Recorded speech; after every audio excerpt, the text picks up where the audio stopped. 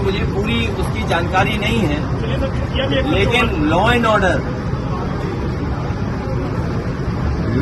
Order, कानून व्यवस्था इस सरकार में पूरी खत्म हो चुकी है। कोई सोचिए एफआईआर लिखाने जाए जिसके खिलाफ वही जिंदा मार दे थाने के सामने। पुलिस को पकड़ रही, पुलिस वसूली करते हुए पकड़ी जा रही है, और कोई जिला ऐसा नहीं है जहां पर वसूली की शिकायत न हो या भ्रष्टाचार की शिकायतें न हो। कोई जिला नहीं बचा है। और फिर ये लोग तो कानून व्यवस्था पे कह रहे थे, कम से कम इन्हें टॉप 10 माफिया जिले के घोषित कर देते। पूरे प्रदेश के तो घोषित किए नहीं इन्होंने। कम से कम जिले के जो टॉप 10 माफिया हैं, अपराधी हैं, मान लीजिए टॉप 10 कन्नौज के अपराधी कौन है, कानपुर के टॉप 10 कौन है, प्रयागराज के टॉप 10 कौन है, फतेहपुर के टॉप 10 कौन है। कौशाम्बी का चलो ना दिखाओ, बताओ, क्योंकि कौशाम्बी वाले ने तो केस वापस ले लिया, सरकार ने केस वापस ले लिए, शायद टॉप 10 में ना आए हम लोग, लेकिन जिले के तो टॉप 10 सरकार को घोषित करने चाहिए। गोरखपुर का टॉप 10 कौन है, कुशीनगर में टॉप 10 कौन है, बनारस में टॉप 10 कौन है, मिर्जापुर में टॉप 10 कौन है अपराधी, चंदौली में टॉप 10 अपराधी कौन है, गाजियाबाद में टॉप 10 कौन है, इटावा में टॉप 10 माफिया कौन है, फर्रुखाबाद में टॉप 10 माफिया कौन है।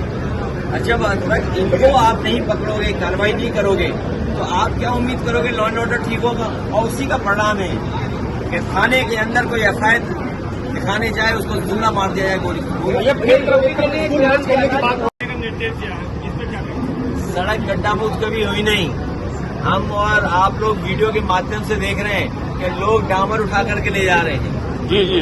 और कुछ बीजेपी के लोगों को अगर नाश्ता न मिले, खाना पीना न मिले, तो वो भी सड़क उखाड़ने के लिए चल देते हैं। आपके कन्नौज में भी कुछ ऐसे ही हुआ है कि जिन्हें नाश्ता पानी नहीं दिया गया। बीजेपी की सरकार अलग तरह की है, झगड़ा हो रहा है हर जगह। आपके बगल के जिले में डीएम और सीएमओ में झगड़ा हो गया। डीएम सीएमओ में किस बात के लिए झगड़ा हो? उनके झगड़े में हमारे विधायक भी पड़ गए बीजेपी के। वो भी लेन देन को लेकर के न जाने क्या क्या शिकायतें हो रही हैं। बिजली विभाग, स्वास्थ्य विभाग में झगड़ा चल रहा है। हरदोई बगल के जिले में सोचिए बिजली नहीं दे रहा है बिजली विभाग। मेडिकल कॉलेज में लोग पंखे से रह रहे हैं, सोचिए आप। मरीज आईसीयू में बिना बिजली के कैसे जीवित रहेंगे? बिजली नहीं आई एक जिले में, डायलिसिस हो रही थी, डायलिसिस से मर गया आदमी। सोचिए आम आदमी गरीब डायलिसिस के लिए गया और बिजली न मिले और जिंदा मर गया। सोचिए जान बचाने के लिए इलाज चल रहा था, बिजली विभाग में बिजली नहीं दी, जान चली गई। और स्वास्थ्य विभाग में ट्रांसफर ही नहीं हो रहे हैं क्योंकि वहाँ कुछ खबरें आ रही हैं अलग तरह की। वहाँ पर डायरेक्टर भाग गया। और ये जो हमारा साथी कह रहा है, क्योंकि कारोबार और काम तो किया नहीं, जाने का वक्त है सरकार का, तो सब सरकार लोग इसी में लगे हुए हैं कि ट्रांसफर पोस्टिंग से ही कुछ कमा लें। और ये बात तो छिपी नहीं है, अब ये बातें तो ओपन हो गई हैं, आम लोग जानते हैं। कोई विभाग नहीं बचा जिसके अंदर बड़े पैमाने पर लूट न मची हो। ट्रांसफर पोस्टिंग के बहाने मंत्री या अधिकारी किसने वसूली की है?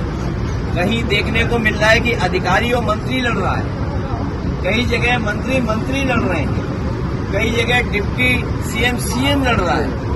ये अलग सरकार है। अभी तक तो इंजन टकरा रहे थे, डब्बे भी टकरा रहे हैं, और जो छोटे मोटे डब्बे हैं वो भी टक्कर मार रहे हैं।